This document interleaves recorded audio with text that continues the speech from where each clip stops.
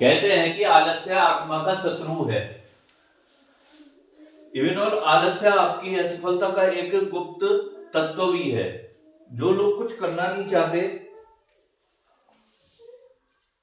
वो ही आलस के फेर में फंसे रहते हैं। वो सोचते हैं कि इसे करके होगा क्या, जो चीज मेरे को पहले ही मिल रही है वो मेरे को मिल चुकी है, तो मैं अब इसे लेकर करूं क्या।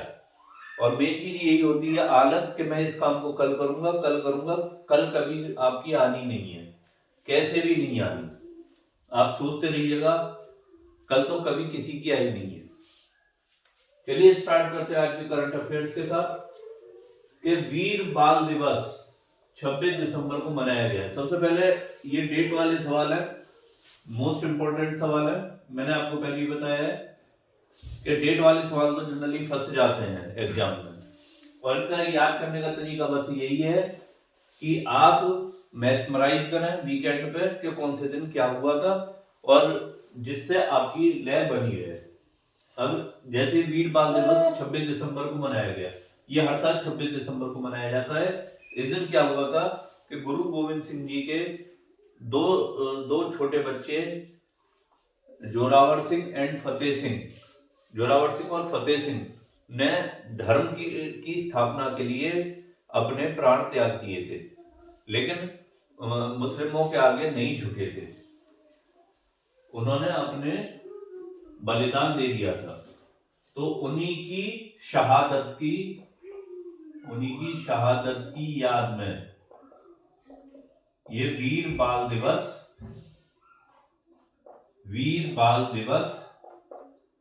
मनाया जाता है। ठीक है, आपने ये याद रखना है, उनकी शहादत की याद में ये वीर बाल दिवस मनाया जाता है। ठीक है, अब चलते हैं अपने अगले टॉपिक की तरफ। हाँ, इससे एक चीज और याद आती है कि 24 दिसंबर को कौन सा डे होता है। 24 दिसंबर को होता है आपका विश्व उपभोक्ता दिवस। आपने ये चीज याद रखनी है। अब चलते हैं अपने अगली सुर्खी की तरफ। हमारी अगली सुर्खी कह रही है कि आरबीएनएल के नए सीएमडी सलीम अहमद बने हैं। आरबीएनएल, सबसे पहले हम इस वर्ड को पकड़ते हैं। आरबीएनएल, इसका फुल फॉर्म है रेल विकास निगम लिमिटेड।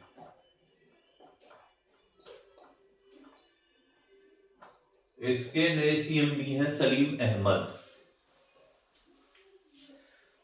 ये सबसे पहले इसे देखते हैं, रेल विकास निगम लिमिटेड होता क्या है। जो रेलवे के जो बेसिक इंफ्रास्ट्रक्चर होते हैं, जैसे कि पटरी बिछाना, विद्युतीकरण करना, स्टेशनों का मेंटेनेंस रखना, वो सब आरबीएनएल ही करता है। और इस टाइप के सवाल जनरली एग्जाम्स में आते हैं कि कौन क्या करके, इस टाइप के ये पूछ लिए जाते हैं। वो मतलब ये क्या है और किस पोस्ट पे है। ठीक है, ये आपने याद रखना है। अभी इससे पहले एक वो बने थे आपके राजकुमार गोयल, वो कौन क्या बने थे? राजकुमार गोयल, ये बने थे आपके मुख्य सूचना आयुक्त। ठीक है, ये आपने याद रखना है। ठीक, अब चलते अपने अगला टॉपिक। हमारा अगला टॉपिक कह रहा है कि देश का पहला ट्रिपल पी मॉडल पर आधारित मेडिकल कॉलेज मध्य प्रदेश में खुलेगा। सबसे पहले तो ये हो गया आपका मेडिकल कॉलेज। ठीक है, और ये है triple P model. Triple P model क्या होता है आपका? Public private partnership. इसमें क्या होगा कि जमीन सरकार की रहेगी, लैंड सरकार की रहेगी, लैंड देगी आपको गवर्नमेंट, और ये जो प्राइवेट वो है फर्म्स, ये बनाएंगे इस पे हॉस्पिटल।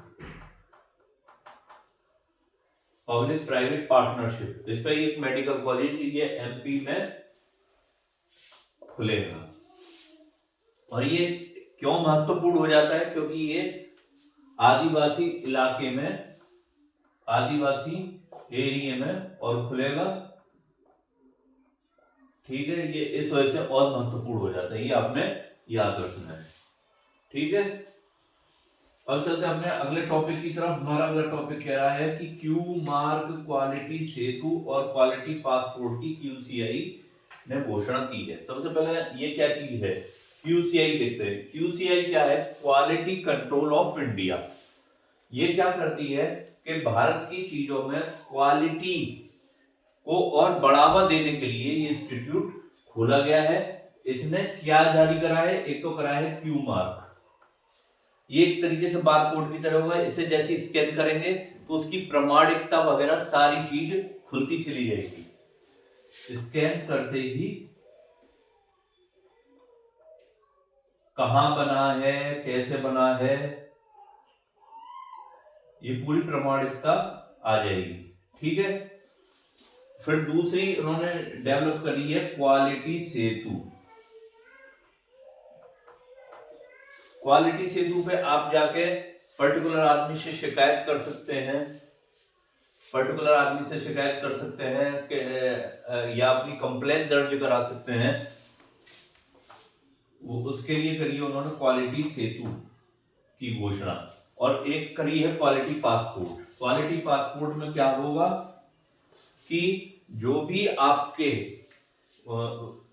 इंडियन उत्पाद हैं वो विदेशों में अपनी प्रमाणिकता कैसे बनाएंगे, तो उसके लिए क्वालिटी पासपोर्ट की घोषणा करी है। ये मोस्ट इंपॉर्टेंट हो जाता है, इसे 2 स्टार दीजिएगा, ये एग्जाम में आने लायक सवाल है। ठीक है, अब चलते हैं अपने अगले टॉपिक की तरफ। हमारा अगला टॉपिक कह रहा है कि जल पक्षी गणना गोदावरी में होगी। ये इस टाइप की गणना एशिया में 40वीं 48 जल पक्षी गणना है, जो कि गोदावरी के मुहाने पे होगी और कोरांगी नेशनल पार्क में होगी।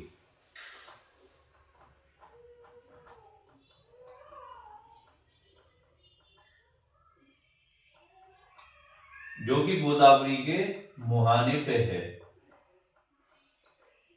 गोदावरी के मुहाने पे है।